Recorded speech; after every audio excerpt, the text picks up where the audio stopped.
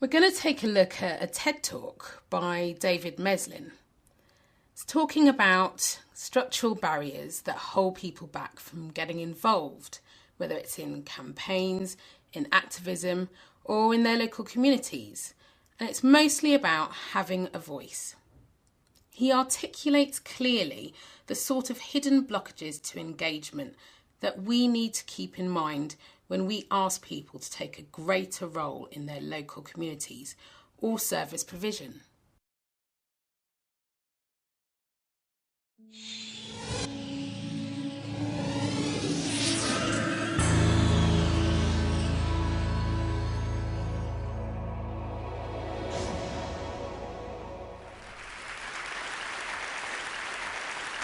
How often do we hear that people just don't care?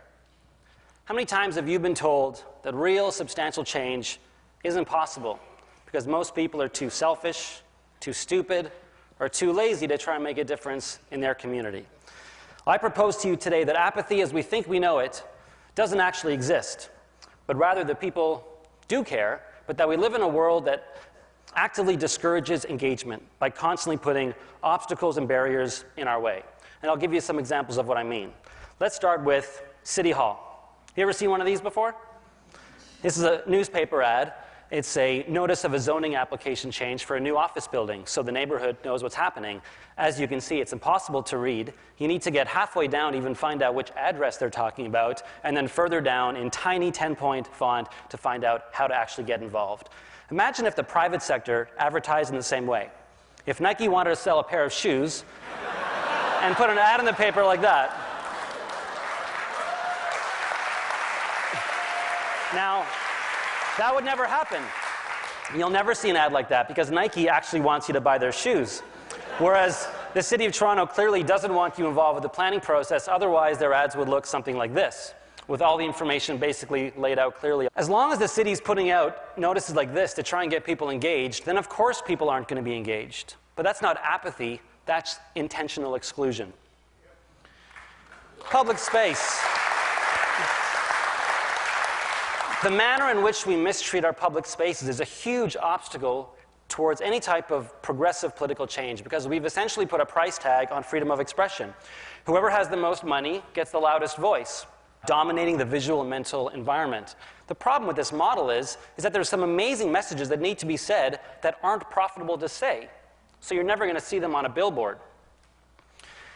The media plays an important role in developing our relationship with political change, mainly by ignoring politics and focusing on celebrities and scandals. But even when they do talk about important political issues, they do it in a way that I feel discourages engagement. And I'll give you an example. The Now magazine from last week, Progressive Downtown Weekly in Toronto. This is the cover story.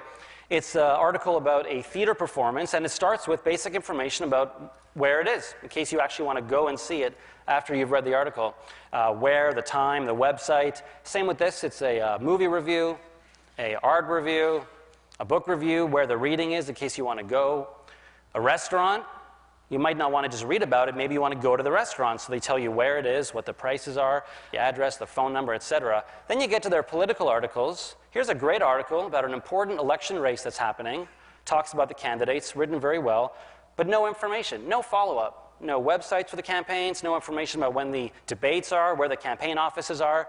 Here's another good article about a new campaign opposing privatization of transit without any contact information for the campaign. The message seems to be that the readers are most likely to want to eat, maybe read a book, maybe see a movie, but not be engaged in their community. And you might think this is a small thing, but I think it's important because it sets a tone and it reinforces the dangerous idea that politics is a spectator sport. Heroes. How do we view leadership? Look at these 10 movies. What do they have in common? Anyone? They all have heroes who were chosen. Someone came up to them and said, "You're the chosen one. There's a prophecy. You have to save the world." And then someone goes off and saves the world because they've been told to, with a few people tagging along. This helps me understand why a lot of people have trouble seeing themselves as leaders, because it sends all the wrong messages about what leadership is about. A heroic effort is a collective effort, number one. Number two, it's imperfect. It's not very glamorous, and it doesn't suddenly start and suddenly end. It's an ongoing process your whole life. But most importantly, it's voluntary. It's voluntary. As long as we're teaching our kids that heroism starts when someone scratches a mark on your forehead or someone tells you that you're part of a prophecy, they're missing the most important characteristic of leadership, which is that it comes from within. It's about following your own dreams uninvited, and then working with others to make those dreams come true. Political parties, oh boy. Political parties could and should be one of the basic entry points for people to get engaged in politics. Instead, they've become, sadly, uninspiring and uncreative organizations that rely so heavily on market research and polling and focus groups that they end up all saying the same thing, pretty much regurgitating back to us what we already want to hear at the expense of putting forward bold and creative ideas. And people can smell that, and it feeds cynicism.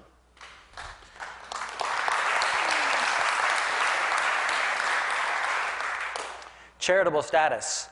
Groups who have charitable status in Canada aren't allowed to do advocacy. This is a huge problem and a huge obstacle to change because it means that some of the most passionate and informed voices are completely silenced, especially during election time, which leads us to the last one, which is our elections.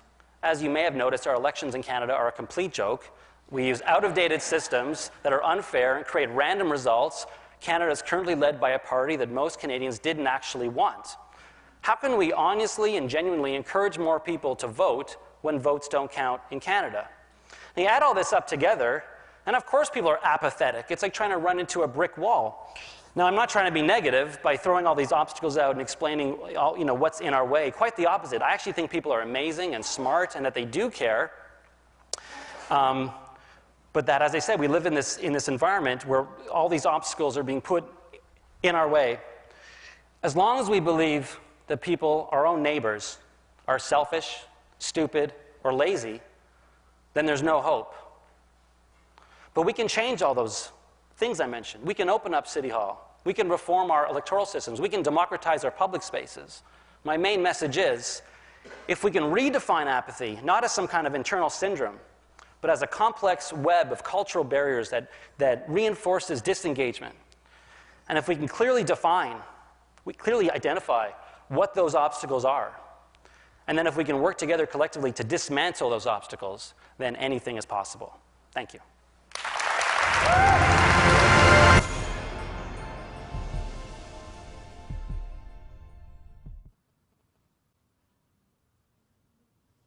Meslin points out there are always multiple and competing agendas which need to be acknowledged and openly worked with in communities.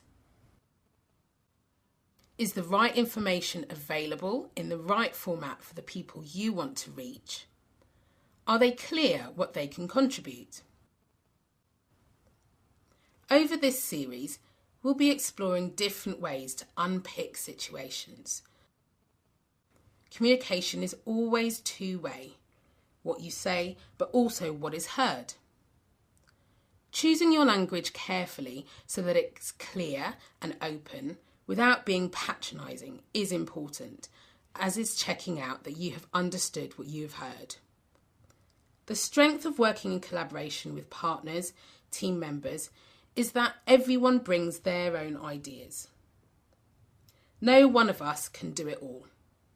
And the more we combine different approaches, each take on a bite-sized piece of the problem, the more likely we are to crack complex issues. I can leave you to read through this list in detail by yourselves. But essentially what we're saying here, and this comes from the work of David Wilcox, is there are ways of building sustainable collaborations that do have characteristics that they share. One is a flexibility about that approach so that all those engaged in a collaboration are prepared to look at the way they're working and adjust it to work with the others. Another is to build in from the start the idea of managing conflicts in a positive way so that people don't feel anxious about having disagreements and different ideas in the room.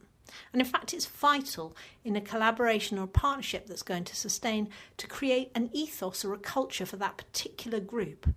That is an agreement about how they want to work, how they want to manage difference, and how they're going to generate creative ideas.